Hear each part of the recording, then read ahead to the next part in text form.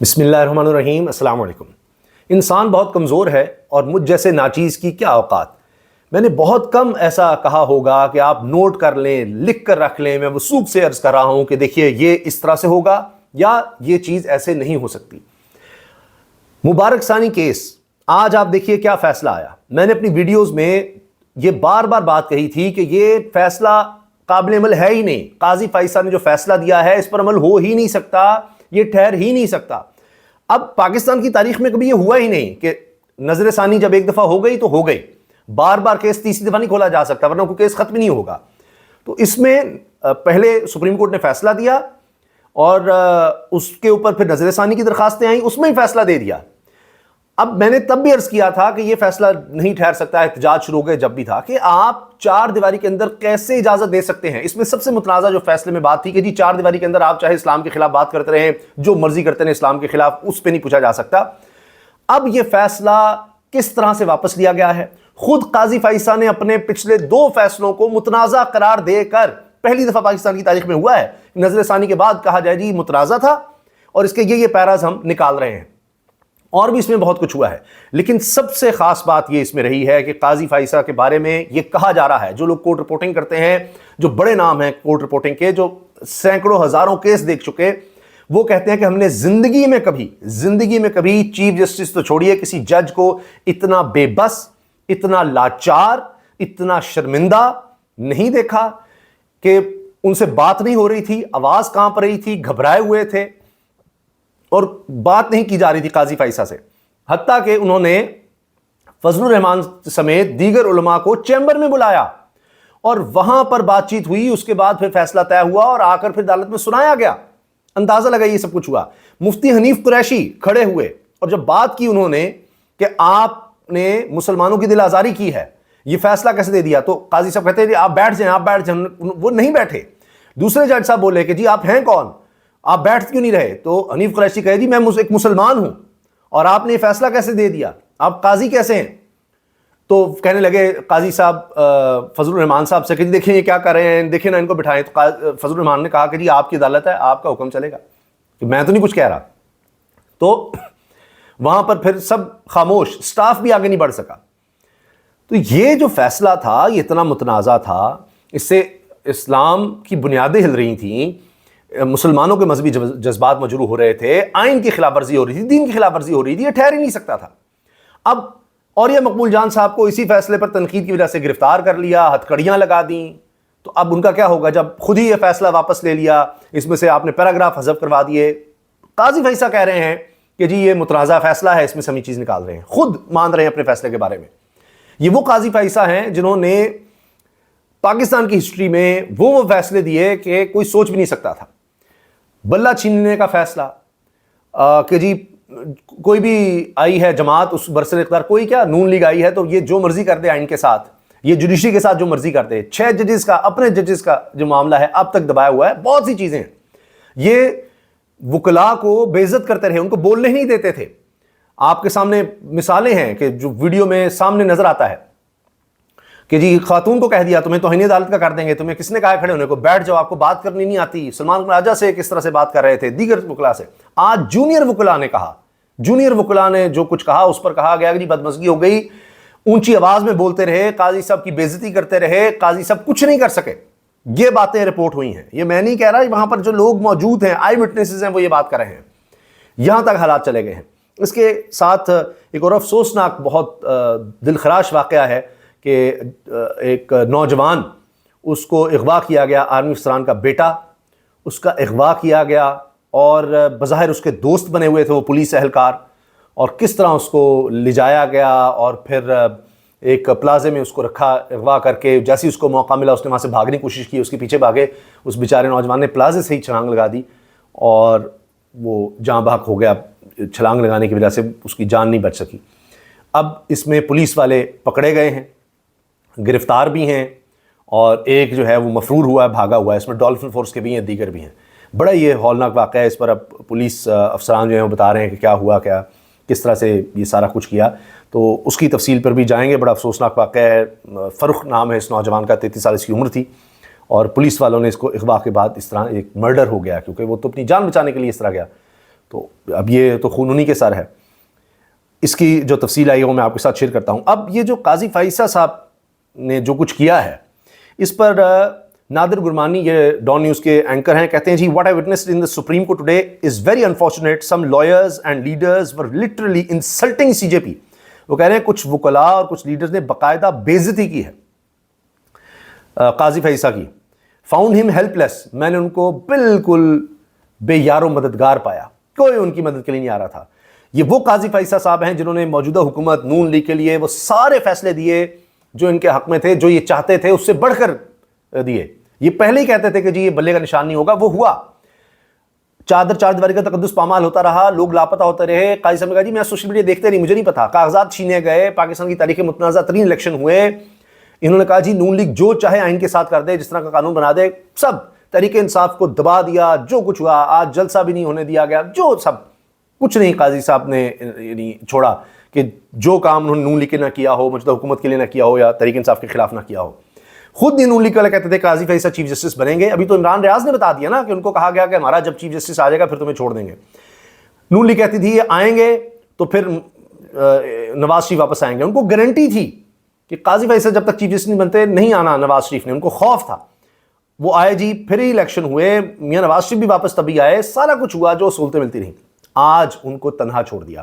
آج شہباز شریف نے کابینہ میں جس طرح سے کیا کہ نہیں قاضی کے فیصلے کے خلاف جانا ہے, اور جس طرح وہاں پر لوگ آئے, احتجاج ہوا. اب شہباز شریف صاحب نے رپورٹ منگوا لی ہے کہ یہ کس طرح مذہبی جماعت کے لوگ یہاں پر آ گئے, وہ اس پر انکوائری بٹھا دی, وہ ایسے چکا ہیں, فلاں کہاں ہیں, یہاں تک کیسے پہنچ گئے. جبکہ وہاں پر علماء وہاں پر کھڑے ہو کر کہہ رہے تھے قاضی صاحب کے سامنے کہ جی ہم تو یہاں آ نہیں سک رہے تھے, سب راستے بند کیے ہیں. قاضی صاحب کہتے ہیں میرا اس میں کیا, میں نہیں کچھ کر سکتا تھا, یہ میرا تو اس میں قصور نہیں ہے, میرا بس نہیں چلتا, یہ حکومت نے سب کچھ بند کیا ہوا ہے. اب شہباز شریف صاحب یہ کہہ رہے ہیں یہ نون لیگ کے دور میں ہی کیوں ہوتا ہے. پہلے ختم نبوت کی جو شق تھی حلف نامے میں, اس کا تنازع کھڑا ہوا, وہ بھی نون لیگ کا دور تھا. اب پھر یہ نون لیگ کے دور میں سارا کیس ہوا, سب کچھ ہوا. جو یہ لوگ کرتے رہے مذہبی منافرت کے حوالے سے, جو پریس کانفرنسز ہوئیں, پی ٹی وی پر چلیں کہ جی عمران خان نے توہین مذہب کی ہے, وہ سب آپ دیکھیے. تو یہ اب کیس دوبارہ انہی کے دور میں آیا, اور پھر یہ سارا متنازع ہونا, یہ سارا حساس معاملہ.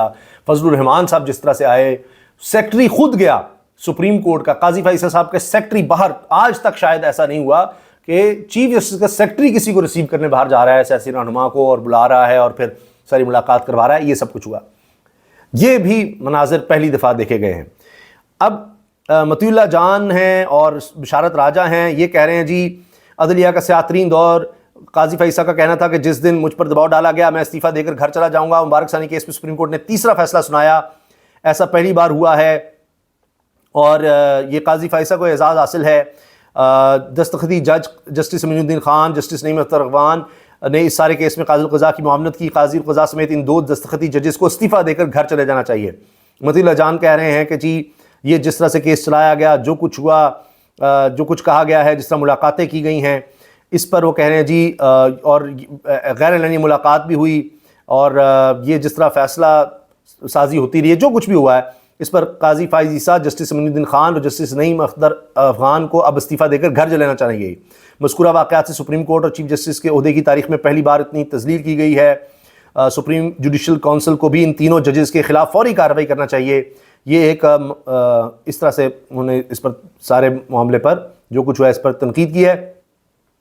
اچھا, فضل الرحمان صاحب روسٹرم پر آئے اور کہا کچھ عدالتی فیصلوں سے بہام پیدا ہوا ہے. یہ جمعیت علماء اسلام پاکستان نے اس کو شیئر کیا اپنے آفیشیل ایکس اکاؤنٹ سے. آپ فیصلوں کہہ رہے ہیں کیا اور بھی کوئی فیصلے ہیں؟ جسٹس کا مولانا فضل الرحمان سے مکالمہ کہ جب کہا نا کہ فیصلوں سے بہام پیدا ہوا, نے کہا جی آپ جس فیصلے کی بات کریں مبارک ثانی کے علاوہ بھی کوئی فیصلہ جس سے بہام پیدا ہوا. جیسے آپ نے کہا غلطیاں ہو جاتی ہیں, اس لیے میری فیصلوں کی بات کو بھی نظر انداز کیا جائے. مولانا فضل الرحمان نے کہا کہ جی آپ نے خود کہا کہ جی غلطیاں ہو جاتی ہیں. 72 سال کا ہو گیا ہوں, پہلی بار کسی عدالت میں پیش ہوا ہوں. عقیدہ ختم نبوت کے تحفظ کے لیے آئے ہیں فضل الرحمان. میرے والد مفتی محمود نے قادیانیوں کے سربراہ سے مباحثہ کیا. مرزا غلام احمد کے مطابق جو ان پر ایمان نہیں لاتا وہ کافر ہے. مرزا غلام احمد نے کہا تھا صحابہ کرام بھی ان پر ایمان نہ لاتے تو نعوذ باللہ کافر ہوتے. یہ فتنہ ہے جس کا حل نکالنا چاہیے, اور یہ باتیں فضل الرحمان صاحب نے وہاں پر کی. اچھا, اس کے ساتھ آپ یہ دیکھیں کہ قاضی فیصل صاحب یہ باتیں کرتے رہے، جی میں نماز پڑھتا ہوں، اس کے بعد دعا کرتا ہوں کہ مجھ سے غلط فیصلہ نہ ہو جائے، میں نے 40 سال کی عمر میں حج کیا، غلطیاں ہو جاتی ہیں، اور مجھے جس دن دباؤ آیا میں چھوڑ دوں گا.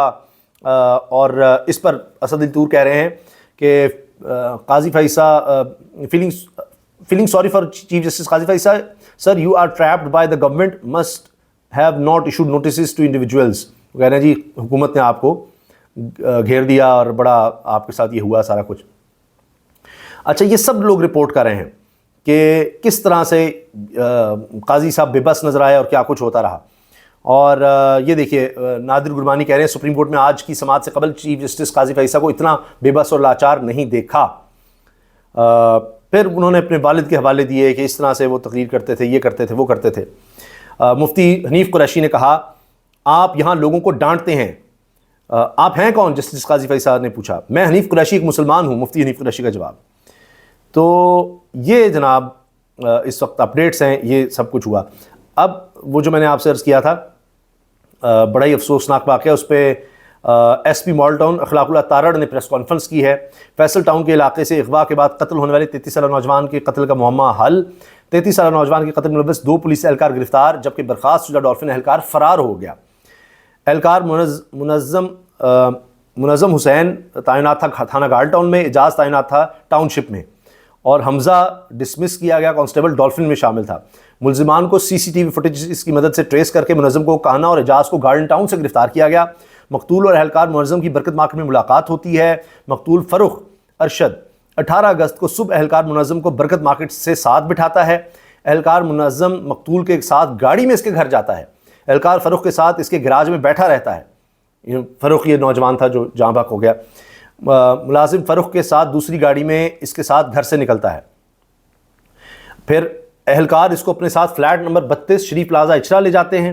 کانسٹیبل منظم نے خفیہ طور پر فلیٹ کرائے پر لیا ہوا تھا. ایس پی مال ٹاؤن نے کہا ہے فروخ ارشد کو پیسوں کے لیے اغوا کیا گیا تھا. ملزمان نے اعتراف کر لیا. مقتول کی فلیٹ سے بھاگنے کی کوشش، جس پر ملزمان مقتول کو پکڑنے کے لیے پیچھے بھاگے.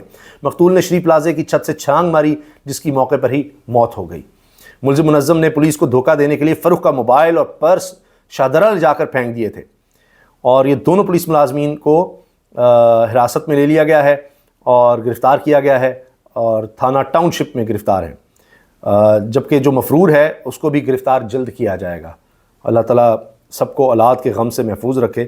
یہ بڑا ہی ہولناک واقعہ چونکہ رپورٹ ہوا، میرے پاس اس نوجوان کی تصویر بھی ہے، اور اس کے والدین کے لیے بڑا صدمہ ہے. جو بتایا جا رہا ہے یہ محمد عمیر ہیں، یہ صحافی ہیں، رپورٹر ہیں، لکھتے ہیں لاہور میں پولیس اہلکاروں نے فیصل ٹاؤن سے شہری فروخ کو تاوان کے لیے اغوا کیا. اغوا کے دوران بھاگنے کی کوشش میں نوجوان فلیٹ کی چھت سے گر کر جان کی بازی ہار گیا.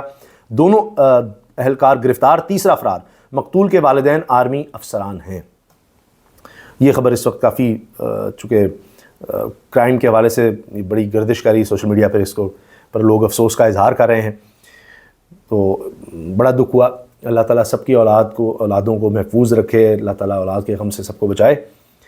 اور اگلی ویڈیو کے حوالے سے میں آپ سے عرض کر دوں کہ آج جلسہ تو نہیں ہو سکا تحریک انصاف کا، مگر بہت بڑی کامیابی ملی ہے.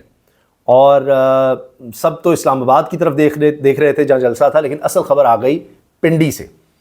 یہ کیا معاملہ ہے؟ اور ساتھ پرس کی خبر آئی ہے، پرائم منسٹر ہاؤس سے پرس کا معاملہ. وہ بھی انشاءاللہ اگلی ویڈیو میں آپ کو بتاتے ہیں. اللہ حافظ.